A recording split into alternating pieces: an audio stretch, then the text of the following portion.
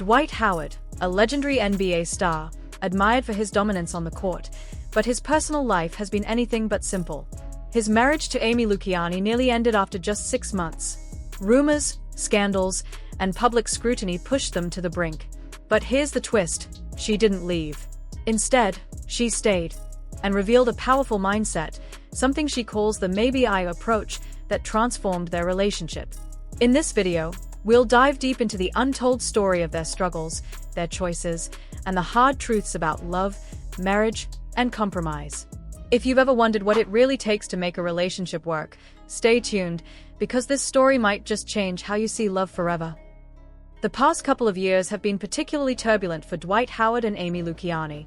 Dwight Howard's story is well known: an NBA champion, a multiple-time All-Star, and someone destined for the Hall of Fame. Yet, despite his incredible career, his personal life has drawn significant public attention and controversy. Howard became the center of scandal when reports emerged about his sexual encounters with men.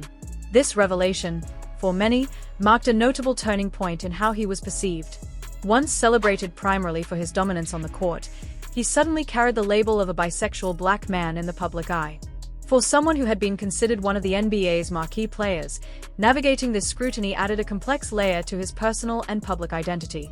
During this period, Amy Lukiani, reportedly from Detroit, was initially supportive of Howard.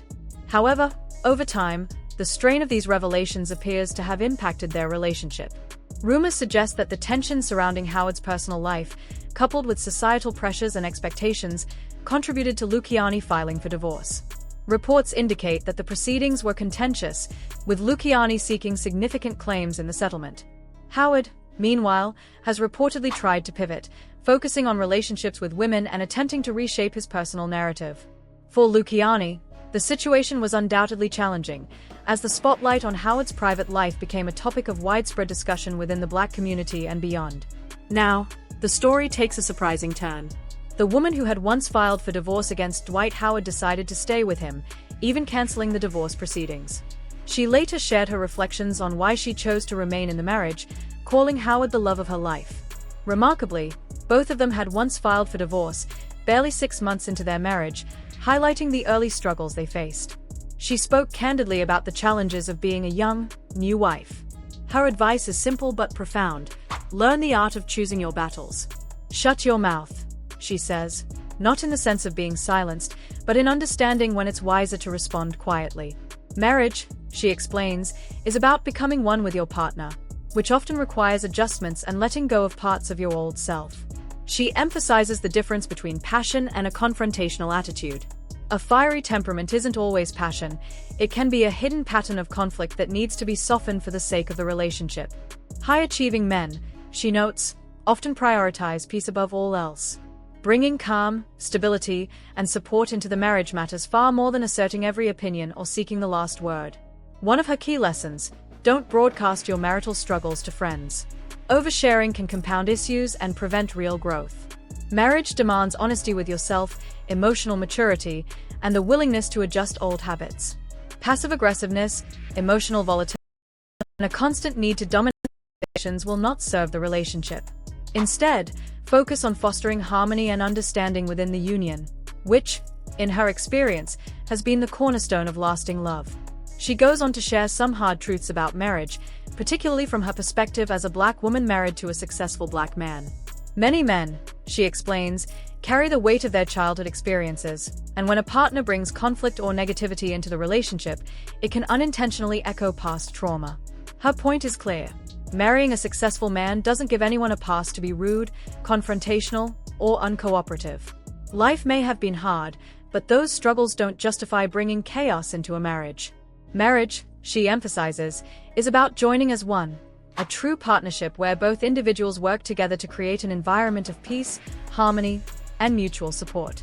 At its core, marriage is not simply about living under the same roof or sharing responsibilities. It is about intentionally cultivating a life together, where each partner contributes to emotional stability, understanding, and growth. Achieving this level of connection often requires setting aside personal ego, letting go of habitual reactions, and being mindful of behaviors that might disrupt the calm and balance necessary for a thriving relationship. In other words, it is about recognizing that your actions and attitudes have direct effects on your partner's well-being and, ultimately, the health of the marriage itself.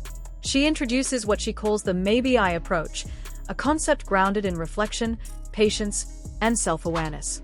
Conflict, she explains, is inevitable in any marriage because two distinct individuals, each with their own histories, perspectives, and emotions, are sharing a life. When disagreements arise, the initial reaction for many is to respond impulsively, defensively, or even aggressively. But this approach rarely leads to resolution. Instead, she suggests a pause, a moment to step back and ask yourself silently, maybe I am misunderstanding this. Maybe I am overreacting. Maybe I am not listening properly. By framing conflict in this way, the focus shifts from blame and defensiveness to introspection and understanding. It allows each partner to consider their own role in the disagreement and approach the situation with greater clarity and intentionality. The power of the maybe-I approach lies in its ability to transform conflict into an opportunity for growth rather than a source of tension.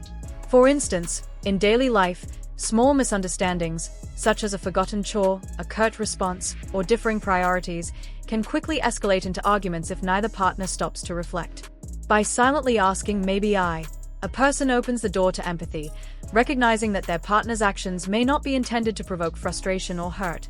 It encourages taking responsibility for one's own reactions before projecting blame onto the other person. This approach cultivates emotional intelligence, which is essential for maintaining a healthy, long-term marriage. Processing emotions privately also allows for more constructive communication. When one takes time to consider the maybe-I questions, responses become measured, thoughtful, and solution-oriented rather than reactive. For example, instead of immediately snapping in anger because a spouse forgot to do something, you might realize after reflection that the oversight was unintentional or that your own stress amplified your reaction. By approaching the conversation calmly and with understanding, you increase the likelihood of resolving the issue in a way that preserves harmony and strengthens the bond between you. Over time, this habit of reflection fosters trust and stability, creating a partnership where both individuals feel safe, respected, and valued. She also highlights that this approach is not about silencing oneself or ignoring personal needs. Rather, it is about creating space to process emotions fully before responding. The maybe-I mindset encourages thoughtful consideration of one's feelings and reactions, ensuring that communication is deliberate, respectful, and productive. It is a strategy that allows both partners to assert themselves without undermining the relationship, striking a balance between personal expression and the collective well-being of the marriage. In essence, it shifts the focus from winning an argument to sustaining a partnership. In practice, the maybe-I approach can be applied to a wide range of marital challenges. Whether dealing with financial stress, differing parenting styles, household responsibilities, or career pressures, pausing to reflect helps couples respond thoughtfully rather than react impulsively. It fosters collaboration, compromise, and problem-solving, as both partners are encouraged to consider not only their own perspectives but also the needs, emotions, and intentions of the other. Over time, this approach strengthens the emotional foundation of the marriage, reducing unnecessary conflict and promoting a climate of mutual respect and understanding. Moreover, the maybe-I philosophy underscores the importance of humility in marriage. Recognizing that one's perception may not always be accurate and that misunderstandings are natural, encourages patience and tolerance. It reminds couples that they are in this journey together and that fostering harmony requires conscious effort from both individuals. By asking oneself maybe-I, a partner cultivates empathy, self-awareness, and accountability, all qualities that enhance communication, build trust, and sustain intimacy over the long term. Ultimately, she presents the maybe-I approach as a framework for living intentionally within a marriage.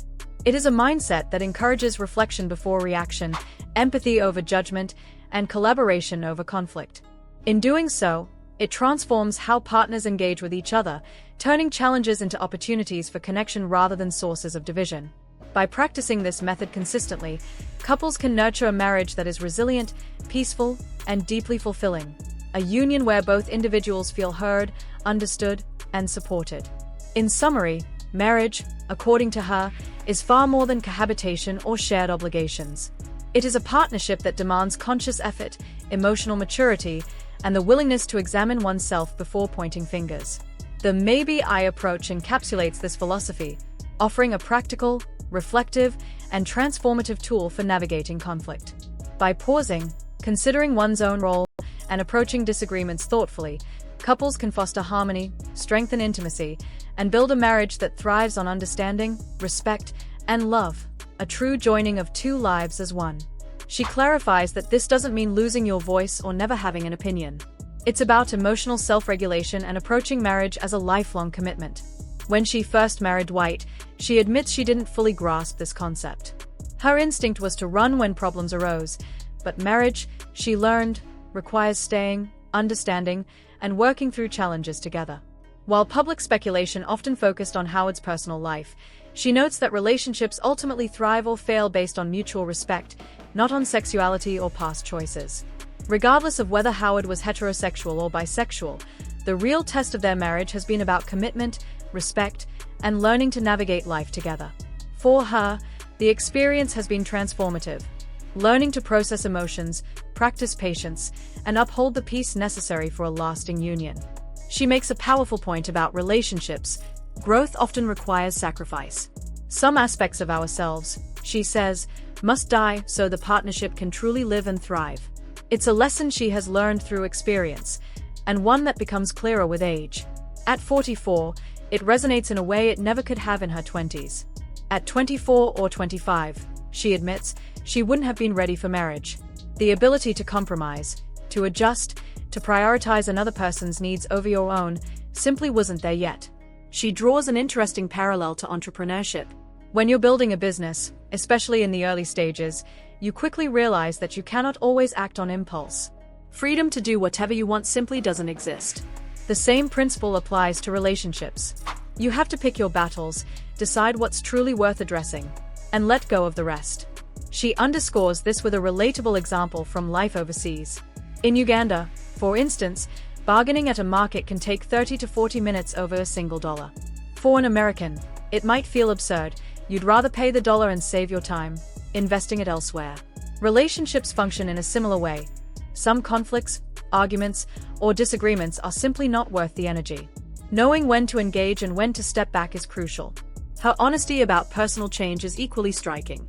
She acknowledges that she had to adapt to make the marriage work, not as a concession, but as a conscious choice to nurture harmony. Yet, she also observes the skepticism this kind of message often receives, especially online.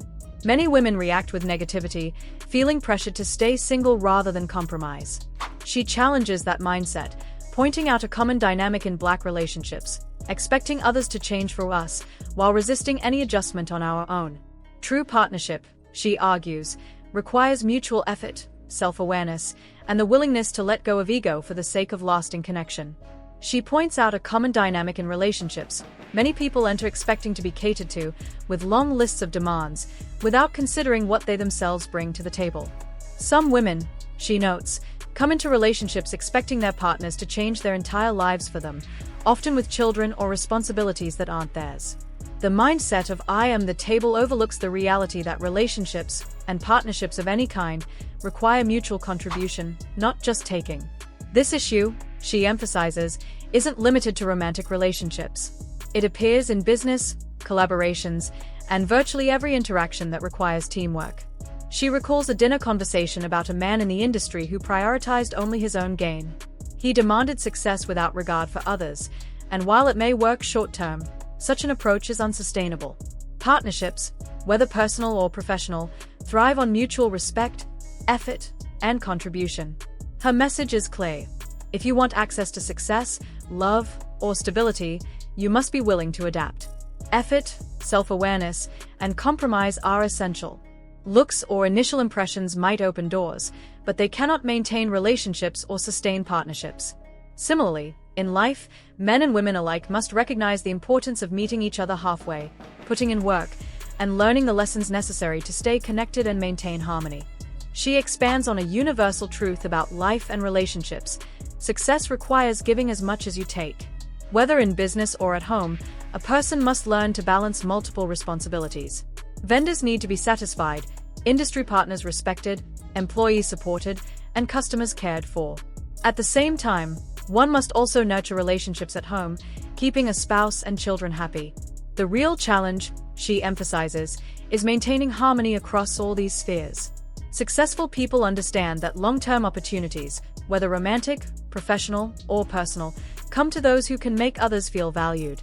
Those who are self-centered or only focused on preserving their own happiness rarely build lasting connections.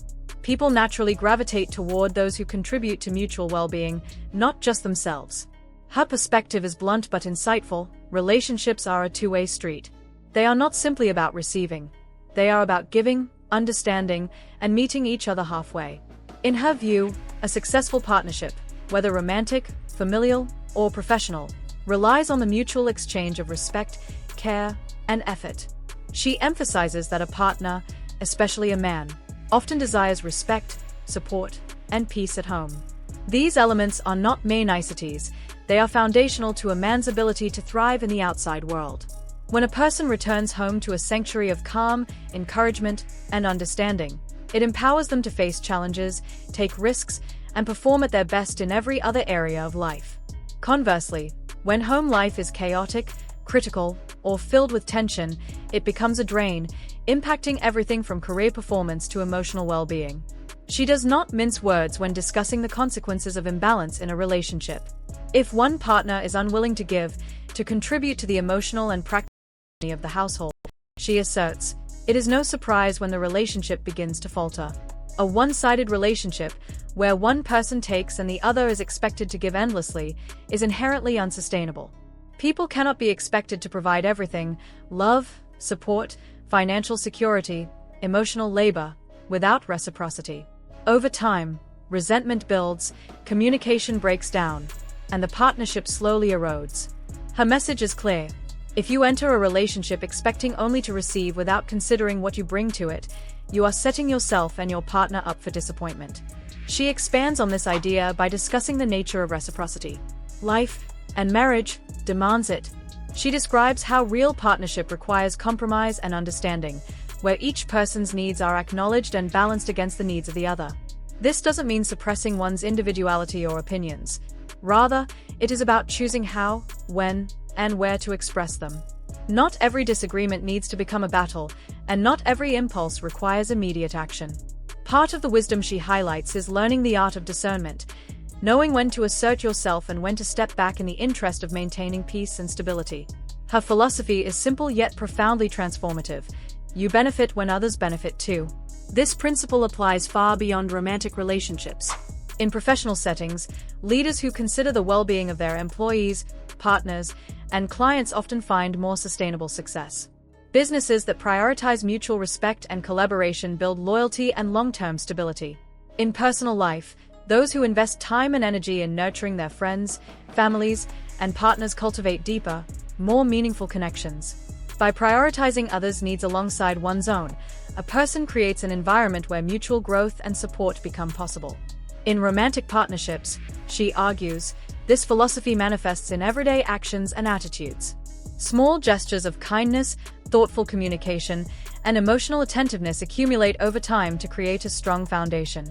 Conversely, neglect, selfishness, or emotional disengagement slowly undermine intimacy and trust. She emphasizes that these efforts are not about weakness or subservience. They are about understanding that love and respect are cultivated through effort and attention. A healthy relationship is not passive. It is dynamic, requiring continuous input from both partners. She also underscores that respect and peace at home are not just for the comfort of the partner, they are for the health of the relationship itself. Men, in particular, she notes, thrive when they feel respected and supported, but this principle applies universally. Everyone flourishes in an environment of mutual care. The energy one invests in creating this environment is returned exponentially, as it fosters collaboration, emotional security, and a shared sense of purpose. Relationships become spaces of growth rather than conflict, and both partners can focus on personal and shared goals rather than being consumed by tension. Furthermore, she stresses that giving in relationships does not mean sacrificing oneself entirely. It is not about losing identity or suppressing genuine emotions. Rather, it is about understanding how one's actions impact the other person and making conscious choices that support mutual well-being. She encourages people to develop empathy, emotional intelligence, and patience, skills that strengthen both romantic and professional bonds. These qualities allow individuals to navigate conflicts constructively, communicate effectively, and build partnerships that endure over time. Her approach is also practical and grounded. She draws attention to the patterns she sees in relationships that fail: selfishness, lack of effort, and an expectation that one partner will bear the weight of the entire relationship. Many people assume that love or money alone can sustain a partnership, but she points out that without mutual respect, attention, and contribution, even the most seemingly ideal circumstances can crumble. Relationships, she emphasizes, are living entities. They require tending, care, and the willingness to grow together. Ultimately, her perspective is both empowering and instructive. She embodies the principle that meaningful connections are built on mutual care, respect, and effort. By giving attention to the needs of others while also asserting one's own, a person creates a cycle of reciprocity that strengthens trust, intimacy, and collaboration.